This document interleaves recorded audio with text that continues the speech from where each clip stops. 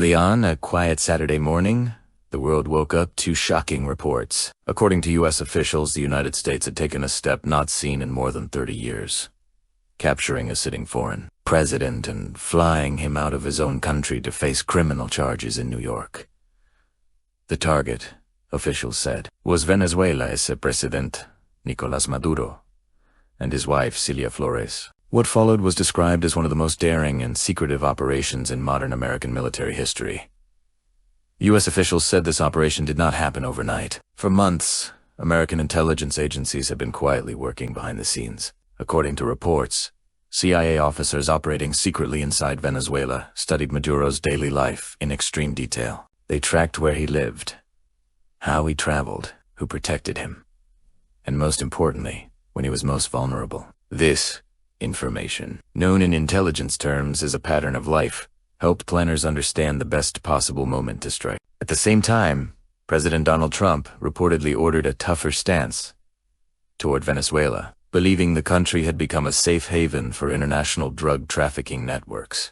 As intelligence work continued, the U.S. began applying open military pressure. Since September, American forces had reportedly carried out dozens of operations in the Caribbean and Eastern Pacific, targeting boats accused of smuggling drugs. Officials said these strikes were aimed at criminal networks, but they also sent a message.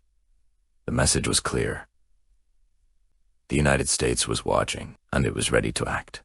In late December, a drone strike reportedly hit a Venezuelan dock, believed to be linked to traffickers. According to administration officials, these actions slowly weakened Venezuela's ability to detect U.S. military movement. President Trump later described Maduro's residence as a fortress: steel doors, reinforced walls, and a special safe room designed to protect him during an attack. Trump said American forces prepared for every possible scenario, even practicing on a replica of Maduro's compound built specifically for training. According to Trump, special forces were ready to cut through solid steel walls in seconds if needed. The mission was almost launched days earlier, but weather conditions delayed it. Finally, late on Friday night, the order came. At 10:46 p.m. Eastern Time, according to military officials, President Trump gave the final command. Hundreds of aircraft, including fighter jets, bombers, helicopters,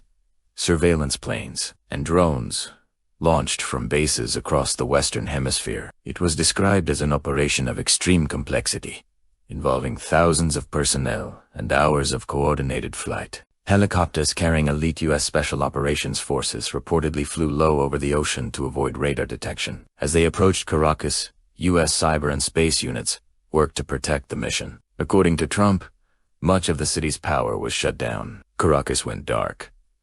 U.S. aircraft reportedly disabled air defense systems, clearing a path for the helicopters. At around 2:01 a.m. local time, the helicopters reached Maduro's compound. The assault, officials said, lasted less than 30 minutes. Trump later claimed Maduro attempted to reach his safe room, but was stopped before he could lock himself inside. Some U.S. service members were injured, but none were seriously hurt, according to officials. Once Maduro and his wife were secured, helicopters lifted off under heavy air cover. By 3:29 a.m. Eastern Time, the aircraft were back over open water. Officials said the couple was transferred to a U.S. Navy ship, where they were held before being flown to the United States. Shortly afterward, Trump posted an image online showing Maduro under U.S. custody, a moment that sent shockwaves around the world. The U.S. government described the operation as both a law enforcement action and part of a broader war against drug trafficking. The Justice Department unsealed new charges accusing Maduro and Flores of leading a narco-terrorism conspiracy. But the operation also raised serious questions. Some lawmakers argued Congress had not been properly informed. Others questioned whether a president could authorize such an action without formal approval. Trump said the United States would oversee Venezuela until a transition of power could be arranged. For supporters, it was justice.